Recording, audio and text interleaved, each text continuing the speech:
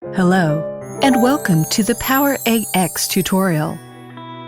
This section introduces PowerEgg X's real-time video function. First, control the drone to fly to an altitude higher than 3 meters above the ground. Touch the Intelligent Function icon on the left side of the app and select Real-Time Video. Select a mode: Droney, Circle, Helix, Rocket, Oval, and draw a box around the subject.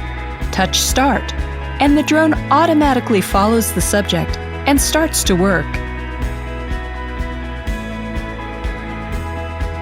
After that, PowerEgg X automatically generates a video. You can download the video from the app. That's all for this section. Thank you for watching.